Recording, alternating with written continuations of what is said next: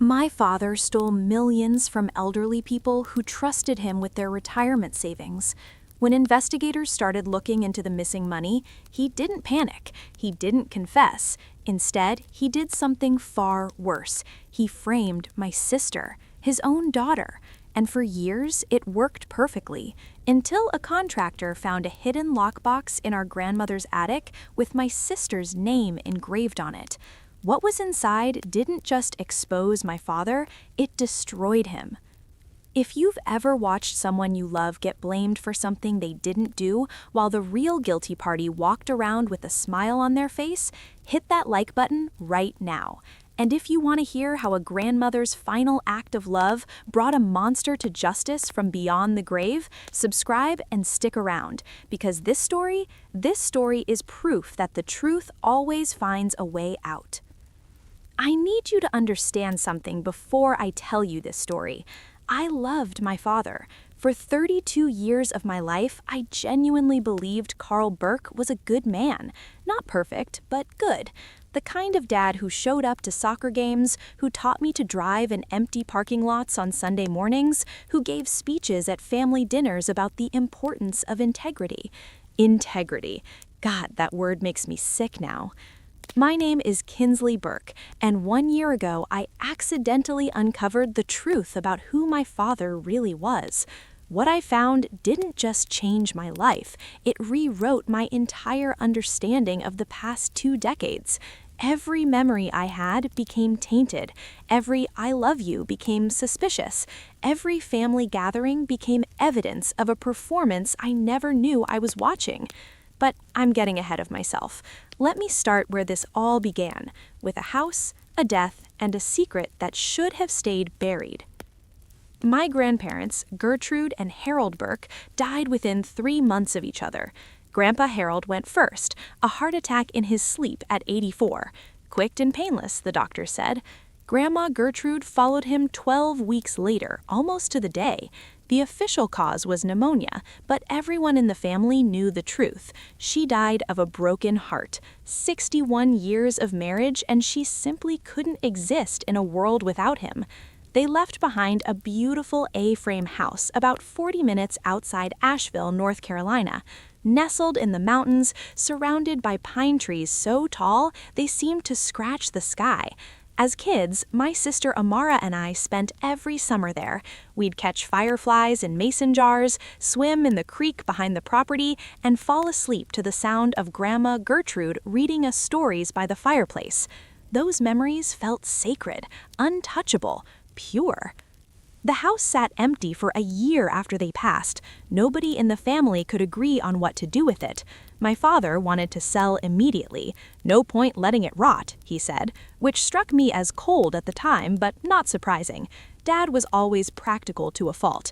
My mother, Linda, didn't care either way. She'd never been close to her in-laws. And Amara? Amara was dealing with too much of her own chaos to even engage in the conversation. Eventually, the responsibility fell to me. As the executor of my grandparents' estate, a role I'd been assigned because I was the responsible one in the family, I decided to renovate the house before selling it. A fresh coat of paint, some updated fixtures, maybe refinish the hardwood floors. Nothing too dramatic, just enough to get a decent price in a competitive market. I hired a local contractor named Marcus. Good guy, mid-50s, salt and pepper beard, the kind of man who showed up exactly when he said he would and did exactly what he promised. We'd been working on the house for about 3 weeks when he called me one afternoon with something strange in his voice. "Kinsley, you need to come up to the loft. I found something." I was at my rental in Asheville, about 40 minutes away. "Can it wait until tomorrow? I've got a—" "No," he interrupted. "No, I really think you need to see this today." Something about his tone made my stomach tighten. Marcus wasn't the dramatic type. If he said I needed to see something, I needed to see it. I drove up the winding mountain roads with my hands gripping the steering wheel a little too tight. The whole way there, my mind raced through possibilities. A structural problem, termite damage, some kind of toxic mold situation that would triple my renovation budget. When I arrived, Marcus was waiting for me on the front porch. His expression was unreadable, which somehow made everything worse. "What is it?" I asked, barely stopping to shut my car door behind me. He didn't answer, just motioned for me to follow him inside. The loft of the A-frame was a space I remembered from childhood, a cozy reading nook where Grandma Gertrude kept her mystery novels and old photo albums. Marcus had been pulling up the original flooring to assess the substructure when he found it. "It was built into the wall," he explained, pointing to a section of exposed framing, "hidden behind a false panel. I only noticed because one of the boards was slightly warped, moisture damage." I crouched down to look. There, nestled in a cavity between two wall studs, was a small metal lockbox. It was maybe 8 inches wide, 6 inches deep. Clearly digital, I could see a keypad on the front. But what made my breath catch was the engraving on the top. Amara Elise Burke, my sister's full name. "Why would my grandmother hide a lockbox with Amara's name on it?" I whispered, more to myself than to Marcus. He shook his head slowly. "I have no idea, but I figured you'd want to deal with this privately. Whatever's in there, it seems personal." I thanked him and sent him home for the day. Then I sat in that dusty loft for almost an hour, just staring at the box. Amara and I weren't estranged, but we weren't close either. Life had pulled us in different directions over the years. She was 3 years older than me, 35 now, and her life had been hard, really hard. The kind of hard that makes people retreat into themselves and stop returning phone calls. Her marriage had fallen apart about 5 years ago. Her ex-husband, Daniel, wasn't abusive or anything. He was just gone, emotionally and eventually physically. The divorce had been messy and expensive. Around the same time, Amara started having bizarre financial problems. Credit cards she swore she never opened showing up in collections. A car loan she couldn't remember signing for. Her credit score, once near perfect, had cratered so badly that she couldn't even rent an apartment in her own name. She'd spent years fighting with banks, credit agencies, and lawyers trying to sort it out. Everyone treated her like she was either lying or stupid. "You must have opened these accounts and forgotten," they'd say. "Maybe you signed up during a promotional offer." The implication was always there. You did this to yourself. Amara swore up and down that someone had stolen her identity, but she could never prove it. No one believed her. Not the banks, not the credit agencies, not even her parents, who gently suggested that maybe she'd just gotten in over her head with spending. I'm ashamed to admit that I half believed them. Amara had always been the dramatic one in our family, the emotional one, the one who made mountains out of molehills. When she claimed she was a victim of identity theft, part of me wondered if she was just refusing to take responsibility for her own mistakes. Sitting in that loft, staring at a hidden lockbox with her name on it, I started to feel the first cold trickle of doubt. What if she'd been telling the truth this whole time? The lockbox required a 6-digit code. I tried obvious combinations: birthdays, anniversaries, the address of the A-frame. Nothing worked. Then, almost on instinct, I tried the date of Grandma Gertrude's wedding anniversary. The lock clicked open. Inside, I found a single envelope, cream-colored, expensive stationery. My grandmother's handwriting on the front, shaky but unmistakable. For Amara, when the time is right. My hands were trembling as I opened it. The letter inside was 4 pages long, written in Gertrude's careful cursive.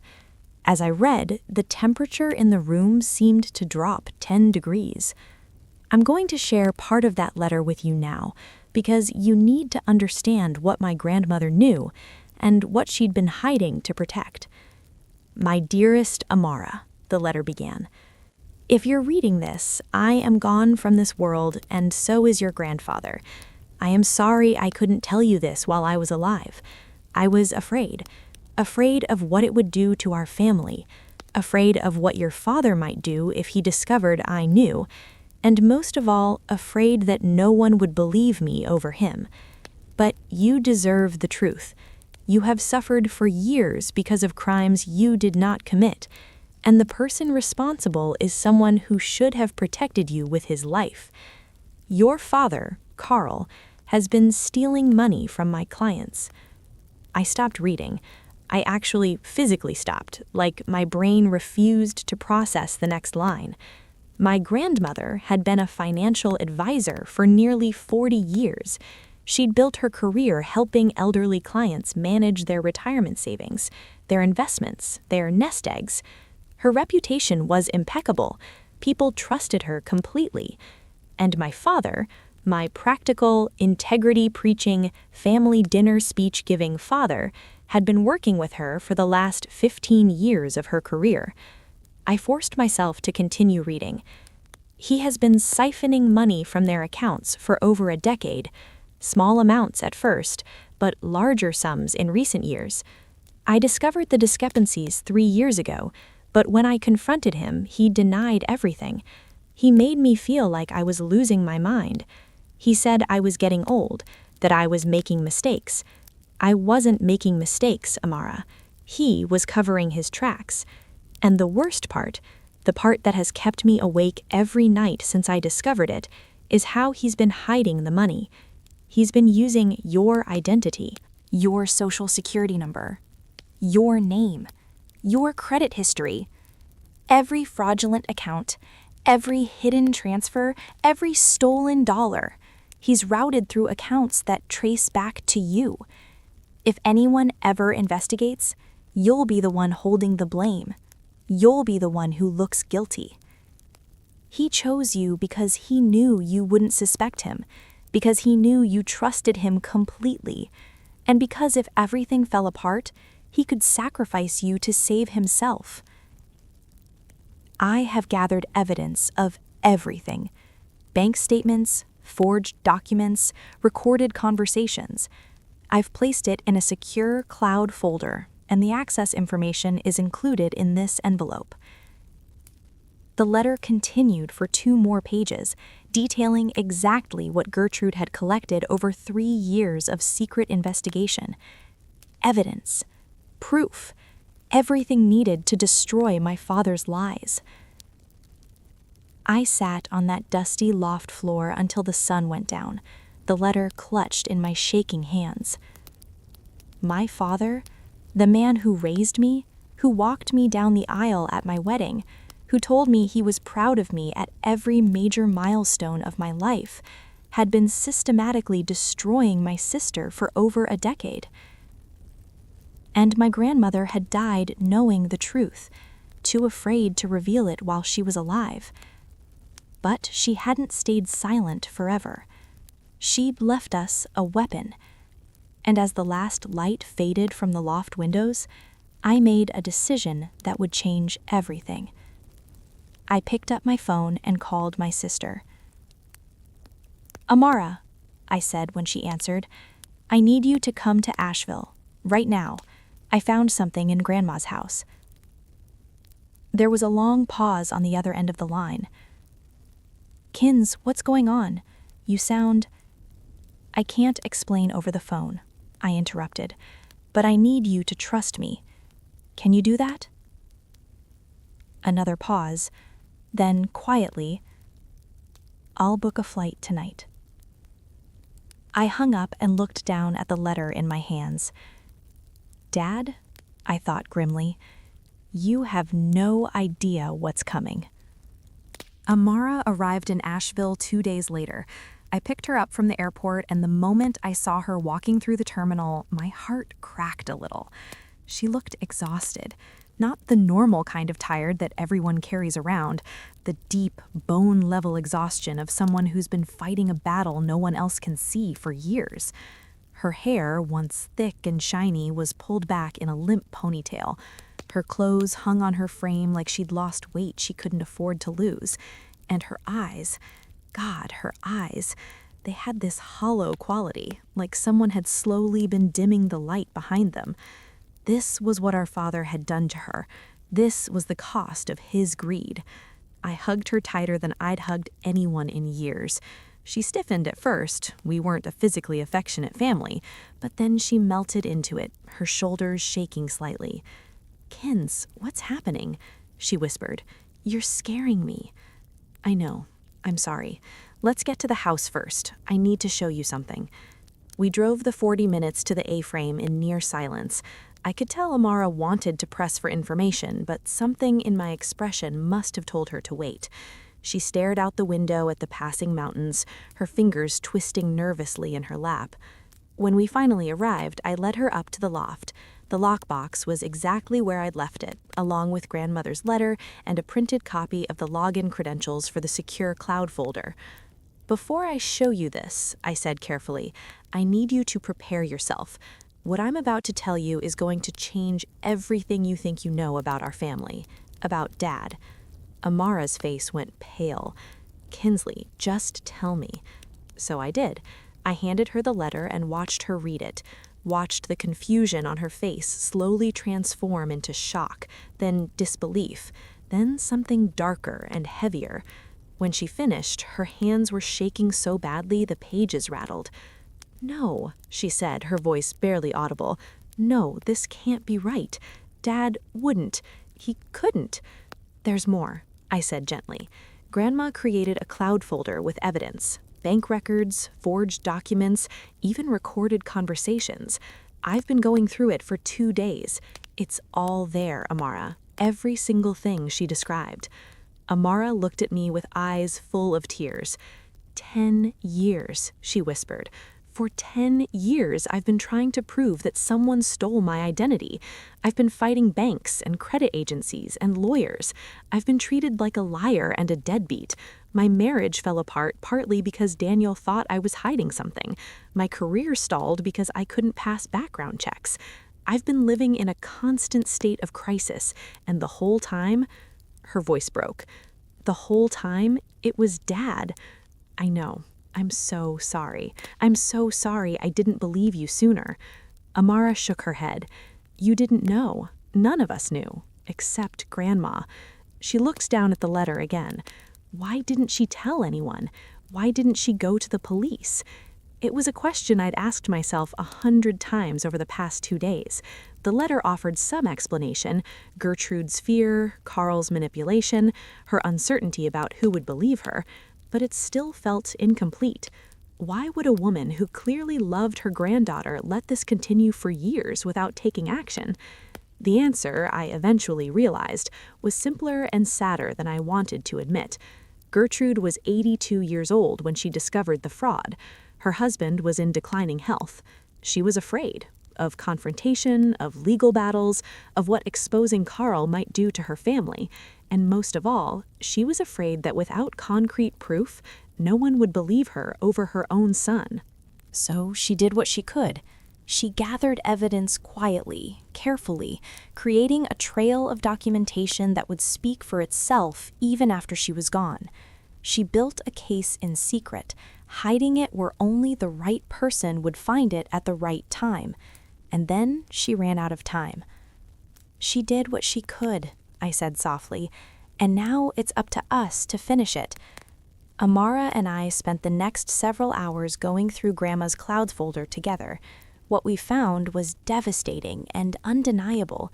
There were bank statements showing accounts in Amara's name that she'd never opened, credit card applications with her forged signature, wire transfers moving money from elderly clients' accounts into shell companies, then into accounts that traced back to our sister's stolen identity. But the worst part was the recordings. Grandma Gertrude had somehow managed to record several conversations with our father over the years. Some of them were careful, probing questions, an old woman trying to give her son the chance to come clean. Others were more confrontational, desperate attempts to get him to admit what she already knew. In every single one, Carl lied, smoothly, confidently, without a shred of guilt. "Mom, you're imagining things. Those accounts are perfectly legitimate. I would never steal from your clients. They're like family to me." "You're getting confused, Mom. Maybe it's time to think about stepping back from the business. I hate to say it, but some of these mistakes, they're concerning." "I love you, Mom. I would never do anything to hurt you or this family. You have to believe me." Hearing my father's voice, so calm, so reassuring, so utterly convincing, made my skin crawl. This was the voice that had told me bedtime stories, that had comforted me when I had nightmares, that had given me advice about relationships and careers and life, and it had all been a lie. There was one recording in particular that I still can't get out of my head. It was from about 6 months before Grandma died. She was more direct than usual, clearly losing patience with his deflections. "Carl, I know about the accounts in Amara's name.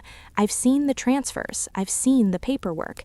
If you don't come clean right now and start making this right, I'll have no choice but to—" "No choice but to what, Mom?" my father interrupted, and for the first time the mask slipped. His voice went cold, hard, dangerous. "Go to the police? Tell them your own son is a thief? Who do you think they'll believe? A respected financial professional with a spotless record, or an 80-year-old woman who's been showing signs of dementia for the past year?" Silence on the recording. "That's what I thought," Carl continued, his tone softening back into false concern. "Look, Mom, I know you're worried, but there's nothing to find because there's nothing wrong. Now, why don't you sit down, take your medication, and stop stressing yourself out over imaginary problems?" The recording ended. Amara and I sat in stunned silence. "He gaslit her," Amara finally said. "He made her doubt her own mind." I nodded, my throat too tight to speak. "He did the same thing to me," she continued, her voice growing stronger. "Every time I told him about the identity theft, about the accounts I didn't recognize, he'd get this concerned look on his face, like he was worried about me. He'd suggest I was stressed, that maybe I'd forgotten signing up for things, that maybe the divorce was affecting my memory." She stood up abruptly, pacing the small loft like a caged animal. "I spent years in therapy trying to figure out what was wrong with me. I took memory tests, I saw specialists. I thought I was losing my mind, Kinsley, and the whole time he was doing this to me on purpose. He was stealing from innocent people and making me take the fall, and when I noticed something was wrong, he made me think I was crazy."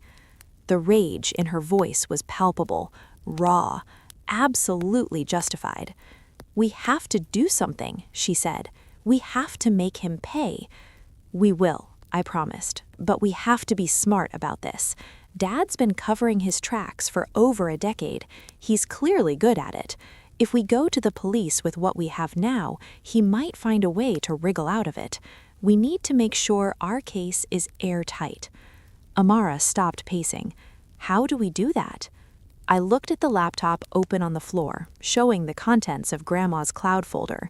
"We start by going through everything she collected, every document, every recording, every piece of evidence. We organize it, we understand it, and we figure out exactly what we're dealing with. Then we find someone who can help us, a lawyer, an investigator, someone who knows how to take down someone like our father." It sounded good when I said it, confident, certain. Inside, I was terrified. Because here's the thing about going up against your own parent. Every instinct in your body screams at you to stop, to give them another chance, to find some explanation that makes this all okay. I wanted so badly for there to be an explanation, some reason my father had done these terrible things that made sense, that could be forgiven, that would let me keep at least some version of the man I thought I knew. But the more evidence I reviewed, the clearer it became. There was no explanation, only greed, only cruelty, only the cold, calculated willingness to destroy his own daughter's life to protect himself. Over the next 2 weeks, Amara and I became obsessed. We barely slept, we barely ate. We spent every waking hour in that A-frame house, building a timeline of our father's crimes. The scope of it was staggering. He'd been stealing from elderly clients for at least 12 years, possibly longer. The amounts were carefully calculated, never enough to trigger automatic alerts, but enough to add up to millions over time. He'd targeted the most vulnerable victims, widows, people with cognitive decline, anyone who might not notice or couldn't fight back if they did. And through it all, he'd used Amara as his shield. Every suspicious transaction, every fraudulent account, every paper trail that might lead back to him, he'd routed through her identity. If investigators ever came looking, they'd find her name on everything. He'd constructed an elaborate frame job, and he'd done it to his own flesh and blood. When I finally understood the full picture, I called him. I don't know what I was thinking. Maybe I hoped that if I confronted him directly, he'd break down and confess. Maybe some part of me still wanted to believe there was a human being under all that calculation, someone who felt guilt, remorse, anything. "Kinsley, how's my favorite daughter?" His voice was warm, jovial, the dad voice I'd known my whole life. "I'm at Grandma's house," I said carefully, going through her things. "Oh, finding anything interesting?" There was something in his tone, a slight tightness that I might have missed before. Now, knowing what I knew, it was unmistakable. "Actually, yes, I found a lockbox in the loft, hidden in the wall." Silence. Just for a second. Then, "Really? How strange. What was in it?" "I'm still going through everything. Some old documents, letters. You know Grandma, always the record keeper." Yes, she was. Another pause. "Listen, sweetheart, if you find anything unusual, you should probably bring it to me first. Your grandmother was confused near the end. She might have written things that don't make sense, things that could be misinterpreted." There it was, the beginning of the gaslight, the setup for denial. "Of course, Dad," I said sweetly. "I'll let you know."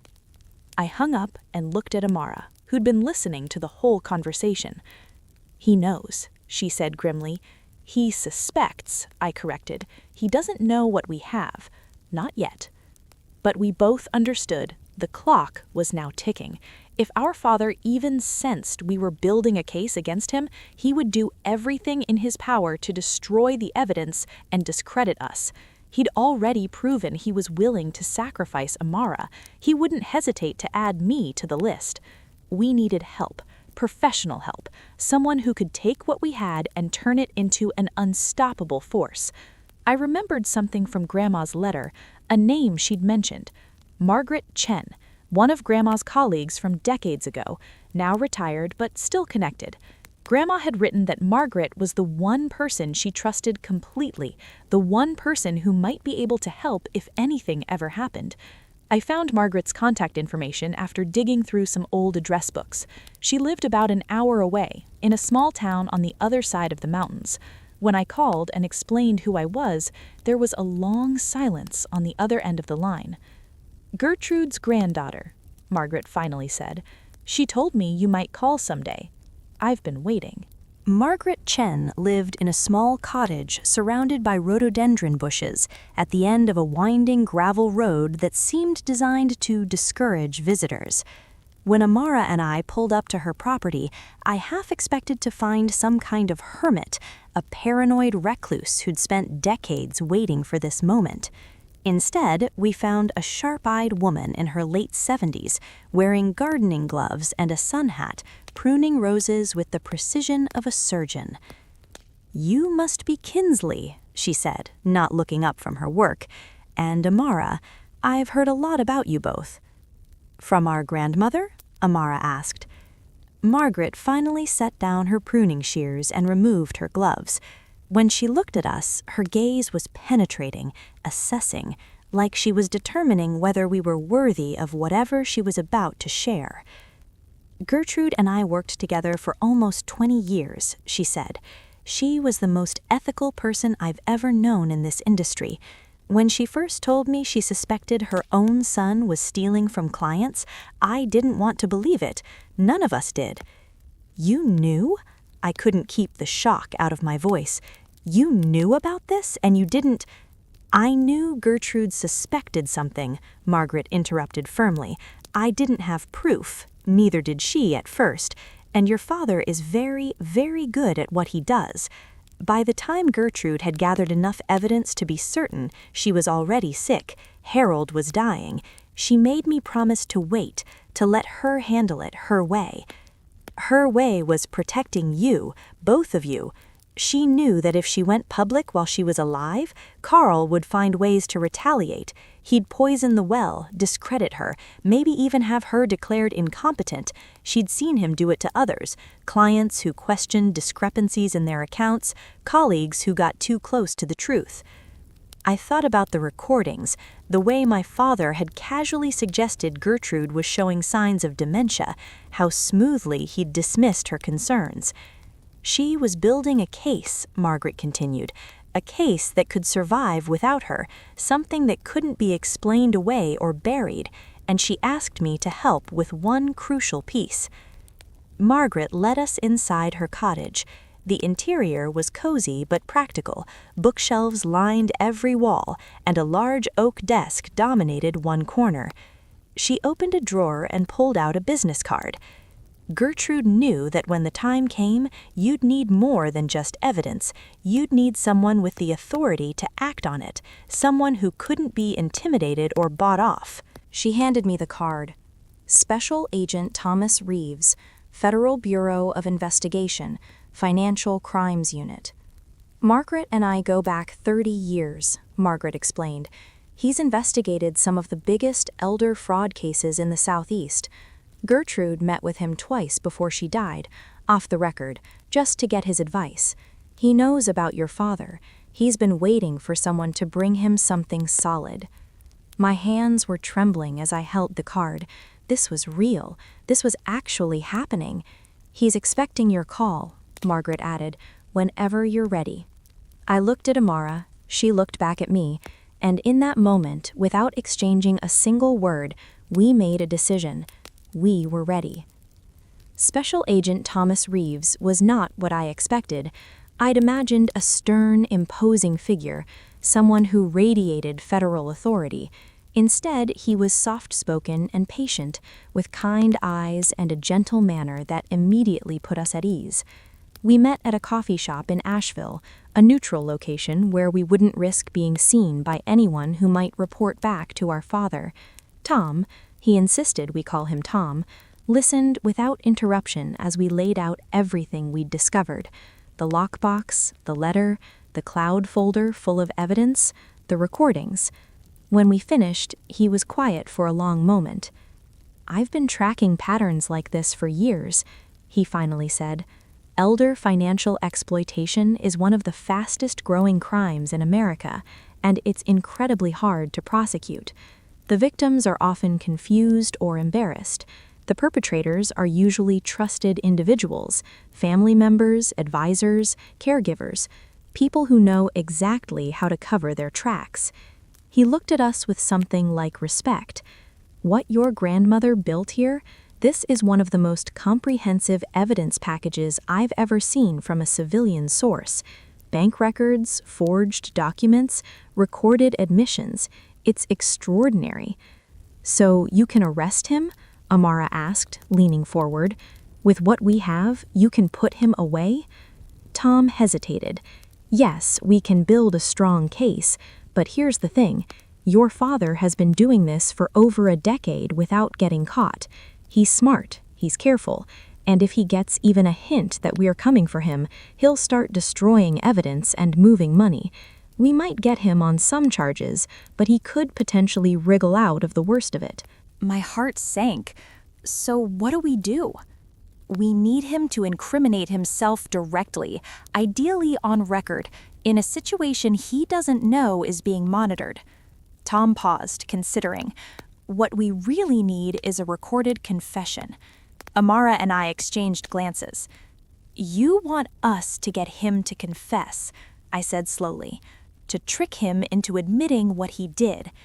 I want to give you the opportunity to confront him in a controlled environment," Tom clarified. "If he admits to the fraud, if he explains how he did it, why he targeted specific victims, how he used Amara's identity, that recording becomes the centerpiece of our case. Combined with the documentary evidence, it would be essentially airtight." "And if he doesn't confess?"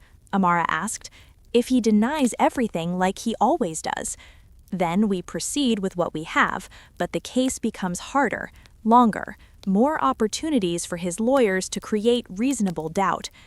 I sat back in my chair, mind racing. The thought of facing my father, of looking into his eyes and confronting him with what I knew, made my stomach churn. But the thought of him escaping justice, of slithering out of consequences the way he'd slithered out of accountability his whole life, was worse. "I'll do it," I said quietly. Amara grabbed my hand. "We'll do it, together." The plan took 3 weeks to develop. 3 weeks of secret meetings with Tom and his team, 3 weeks of psychological preparation, 3 weeks of lying to our parents about why we were still in Asheville. The hardest part was the pretending. I had to call my father regularly, acting like nothing was wrong. I had to laugh at his jokes, accept his advice, play the role of devoted daughter, while knowing exactly what kind of monster he was. Every conversation felt like swallowing glass. "How's the renovation going?" he'd asked cheerfully. "Great, Dad. Should be ready to list in a few weeks." "That's my girl. Always so responsible. Not like your sister."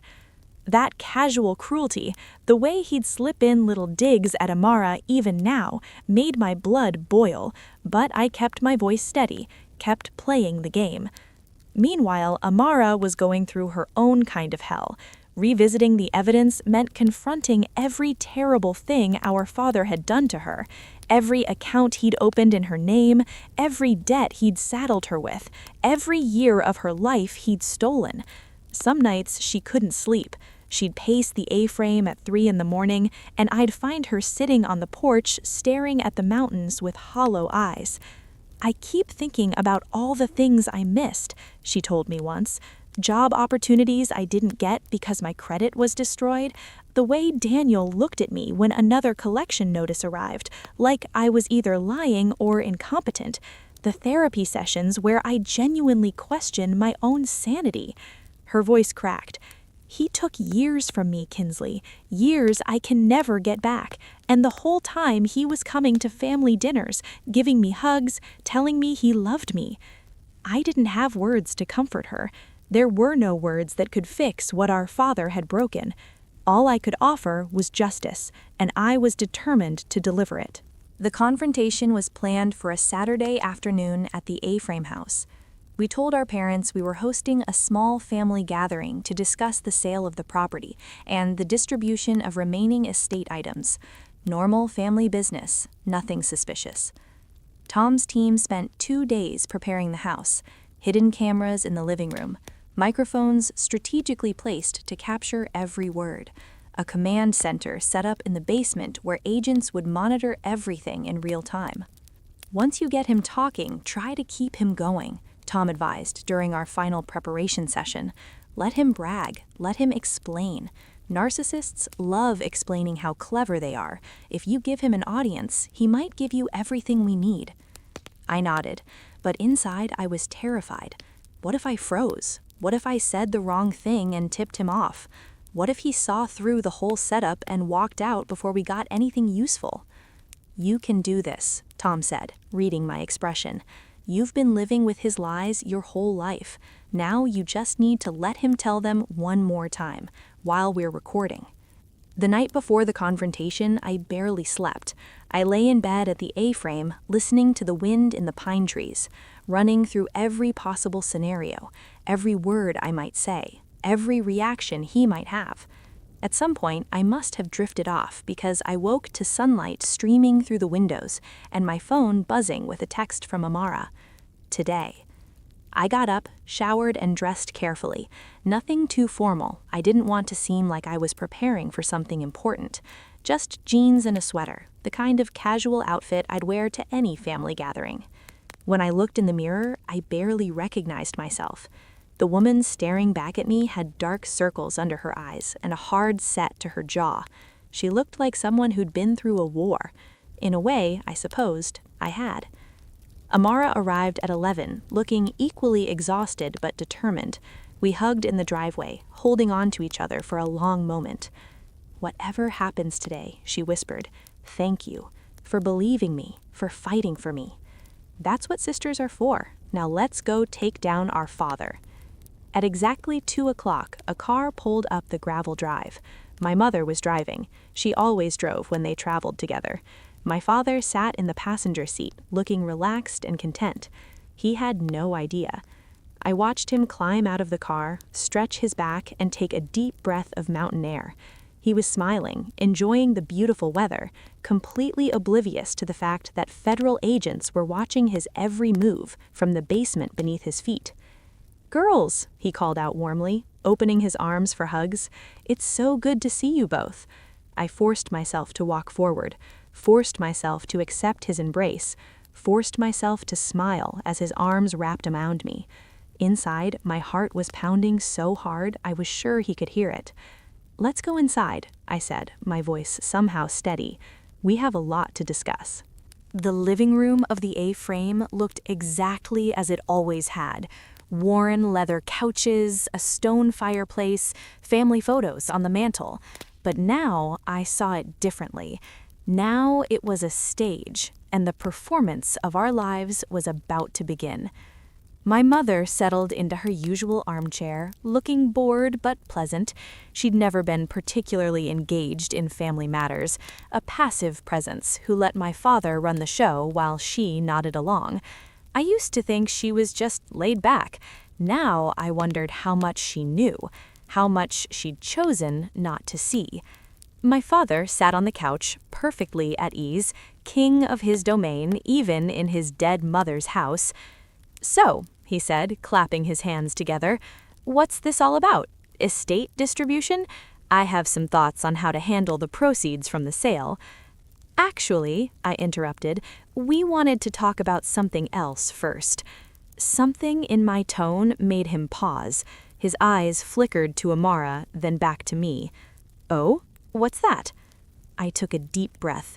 In my peripheral vision, I could see the tiny red light of one of the hidden cameras. The agents were watching, recording. This was it. "We found Grandma's lockbox," I said simply, "the one she hid in the loft wall."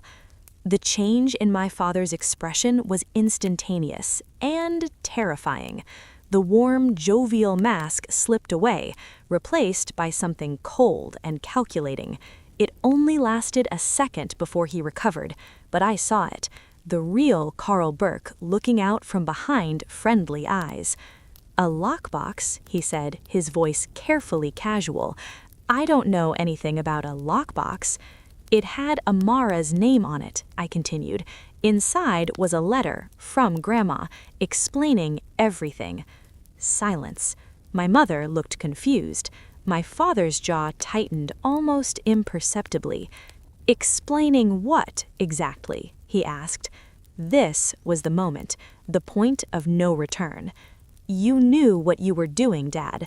The clients you were stealing from, the accounts you opened in Amara's name to hide the money. You knew everything." My father laughed, actually laughed, a dismissive, condescending sound that made my skin crawl. "Kinsley, honey, your grandmother was a wonderful woman, but she was confused near the end. We talked about this. She was seeing things that weren't there, making accusations that didn't make any sense. She made recordings," Amara cut in, her voice sharp as a blade. "Audio recordings of your conversations. We've heard them, all of them." Another flicker behind my father's eyes, this time something like fear. "I don't know what you think you heard, but I can assure you, we also accessed her cloud folder, bank statements, forged documents with my sister's signature, wire transfer records, everything you've been doing for the past 12 years, documented and preserved." My mother was sitting up straight now, looking between us with growing alarm. "What is this? What are you talking about?" But I kept my focus on my father, on the mask that was finally starting to crack. "It's over, Dad. We know what you did. We know you stole millions from elderly people who trusted you, and we know you framed Amara for all of it, your own daughter." For a long moment, nobody spoke. The only sound was the ticking of the grandfather clock in the corner, a clock that had been in this house since I was a child. Then my father did something I didn't expect. He smiled. Not a nervous smile or a caught-in-the-act smile, a genuine, almost proud smile, like he was impressed. "Well," he said slowly, leaning back on the couch, "I have to admit I underestimated both of you, and my mother, apparently. I didn't think she had it in her." "Carl, what are they talking about?" my mother demanded, her voice rising. He ignored her. His eyes were fixed on me and Amara, and there was something almost gleeful in his expression. "You want to know the truth? Fine. Yes, I've been supplementing my income with funds from certain clients over the years. People who wouldn't miss it. Elderly, forgetful, no family checking up on them. It's practically victimless." "Victimless?" Amara's voice shook with rage. "You destroyed my life, my credit, my marriage, my career. You took everything from me." "Oh, please." My father waved his hand dismissively. "You were already a mess, Amara. The divorce was happening whether I used your identity or not. I just streamlined things, made you useful for once." The cruelty of it took my breath away. He wasn't even pretending to feel remorse. He was proud of what he'd done. "Why me?" Amara demanded. "Why not Kinsley? Why not anyone else?" My father shrugged. "You were convenient, disorganized, the kind of person who loses track of paperwork and doesn't question discrepancies. Plus, you'd always been the difficult one, emotional, dramatic. If anything ever came to light, everyone would believe you'd gotten yourself into trouble, including you, apparently." He chuckled at his own joke. "But the real genius," he continued, warming to his subject like a professor delivering a favorite lecture, "was the layering. Multiple accounts, multiple institutions, different states. By the time anyone connected the dots, the trail would lead to you, not me. I'd be the concerned father trying to help his troubled daughter. Maybe I'd even get sympathy." I felt sick, physically sick. This man had raised me, had tucked me into bed, had walked me down the aisle at my wedding, and he was a monster. "You're a psychopath," I whispered. "I'm a realist," he corrected. "The world is full of people waiting to be taken advantage of. I just recognized the opportunity, and I would have gotten away with it forever if my meddling mother hadn't—" He stopped mid-sentence. His eyes narrowed. Wait, you said you accessed her cloud folder, listened to recordings, and yet you invited me here for a family meeting? He looked around the room slowly, his gaze lingering on corners and shadows. This is a setup. He stood abruptly, his face contorting with rage. "You're recording this, aren't you? Right now. You're— Federal agents, don't move." The shout came from everywhere at once. The basement door burst open. The front door crashed inward. Within seconds, the room was filled with agents in tactical gear, weapons drawn, surrounding my father. He stood frozen in the center of the chaos, his mouth hanging open in shock. "Carl Burke, you're under arrest for wire fraud, identity theft, and elder financial exploitation," one of the agents announced, moving forward with handcuffs. "You have the right to remain silent. Anything you say can and will be used against you in a court of law." My father's eyes found mine as the handcuffs clicked around his wrists. There was no warmth there anymore, no pretense of love, just pure venomous hatred. "You'll regret this," he hissed. "Both of you. You think you've won? I'll destroy you. I'll—" "Get him out of here," Tom Reeves ordered, appearing from the basement stairs. As the agents dragged my father toward the door, my mother finally seemed to snap out of her stunned paralysis. "Carl! Carl! What's happening? This is insane! This is some kind of mistake!" But her protests fell on deaf ears.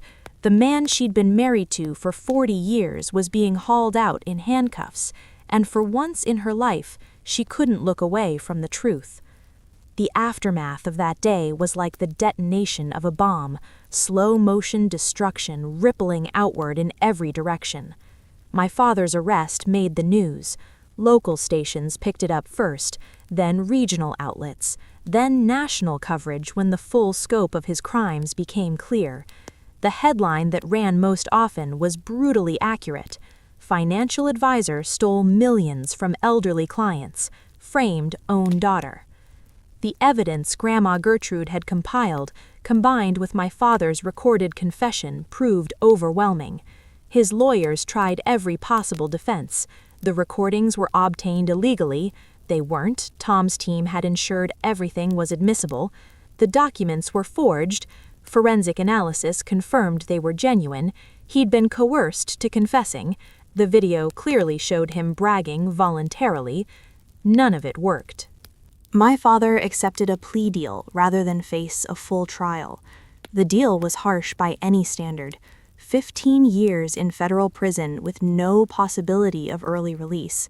Wire fraud, identity theft, elder financial exploitation. The charges stacked up like a tower of his own lies, finally crushing him under their weight. His assets were seized. The house, the cars, the investment accounts, all of it. Most of the recovered funds went directly to his victims, elderly clients who'd lost their retirement savings, their security, their trust in a man who'd promised to protect their futures. For many of them, the restitution came too late. Some had passed away before the case was resolved. Others had spent years in financial hardship, forced to rely on family support or government assistance because of what my father stole. But for those who lived to see justice, the resolution meant something. Closure, if not full healing. And then there was Amara. Watching my sister reclaim her life was like watching someone learn to breathe again. With my father's confession on record and federal documentation of the fraud, she was finally able to clear her name completely. Every fraudulent account, every collection notice, every black mark on her credit, erased. The process took months, but the results were transformative. Her credit score recovered, her professional reputation was restored. Companies that had previously rejected her for jobs came back with offers, some of them apologizing for having doubted her. A year after our father's arrest, Amara bought a house, her own house, in her own name, with a mortgage she qualified for based on her own legitimate credit history. I was there when she signed the papers, when she got the keys, when she walked through the front door of a space that belonged entirely to her. She stood in the empty living room, turning in a slow circle, and burst into tears. "I never thought I'd have this," she whispered. "He took so much from me. I thought I'd never get it back." I hugged her tightly. "He's gone now. He can't hurt you anymore." As for me, I made a decision in the months following the arrest. I relocated to Asheville permanently, sold my place back home, packed up my life, and moved to the mountains where my grandmother had planted the seeds of truth and waited for them to bloom. Amara and I sold the A-frame eventually, split the proceeds 50-50, exactly as the estate documents specified. But before we did, we spent one last weekend there together, sitting on the porch, watching the sunset paint the mountains in shades of gold and purple, talking about everything and nothing. Do you think Grandma knew we'd find it? The lockbox, I mean. Did she know it would be us? I considered the question. I think she hoped, and I think she trusted that if we did find it, we'd know what to do. We were quiet for a while. "What about Mom?" Amara finally asked. I sighed. Our mother had reached out several times since the arrest, confused, apologetic, desperate to maintain some connection. She claimed she hadn't known anything about what Carl was doing. Maybe she hadn't. Maybe she'd simply perfected the art of not seeing what was right in front of her. Either way, neither Amara nor I had the energy to find out. "I don't know," I admitted. "Maybe someday, but not now. I can't trust her. I can't trust that she didn't know or wouldn't have protected him if she did." Amara nodded slowly. "Family is supposed to protect you. That's the whole point." "I think," I said carefully, "that maybe family isn't about blood. Maybe it's about the people who show up for you, who fight for you, who believe you when the whole world says you're lying. Amara reached over and took my hand. "Like you," she said softly. "Like us," I corrected. We sat there until the stars came out, two sisters who lost their father and found each other instead. It's been almost 2 years now since I opened that lockbox. 2 years since my entire understanding of my family shattered and reformed into something new. I still think about my father sometimes, usually at night when the darkness makes it harder to keep the memories at bay. I think about the man I thought he was, the man he pretended to be, and the stranger who was hiding underneath all along. I don't miss him. I'm not sure I ever really knew him, but I mourn the father I thought I had. The relationship that turned out to be fiction, the decades of trust that were based on lies. What I've learned, what this whole nightmare has taught me, is that walking away isn't weakness. Sometimes it's the bravest thing you can do. Cutting ties with people who hurt you, who exploit your loyalty, who use your love as a weapon, that's not giving up. That's choosing yourself, choosing healing over obligation, choosing truth over comfortable lies. My grandmother understood that. She spent the last years of her life gathering evidence because she knew that someday her granddaughters would need ammunition. She couldn't fight the battle herself, but she made sure we'd have everything we needed to win. And we did. Some nights, when the mountain air is cool and the stars are bright, I imagine Grandma Gertrude watching from somewhere, nodding with satisfaction. Finally, at peace. Justice came late, but it came. And our family, the real one, the one built on trust and truth and unconditional support, is stronger than ever. So that's my story. A hidden lockbox, a grandmother's secret mission, and the complete destruction of the man who raised me. Was it worth it? Burning down my relationship with my parents, exposing secrets that changed everything. Some people might say family should stick together no matter what, that loyalty should be unconditional, that blood is thicker than water. But I think family, real family, protects each other. And when someone in your family becomes the threat, you have every right to protect yourself. What do you think? Would you have done what we did? Would you have confronted him or just walked away with the evidence? Drop your answer in the comments. I genuinely want to know. And if this story resonated with you, if you've ever had someone betray your trust and had to decide whether to fight back or let it go, hit that subscribe button. There are more stories like this one, more receipts, more justice. Until next time, take care of yourselves. And remember, sometimes the people who hurt us the most are the ones we least expect. Trust your instincts, document everything, and never underestimate a grandmother with a grudge.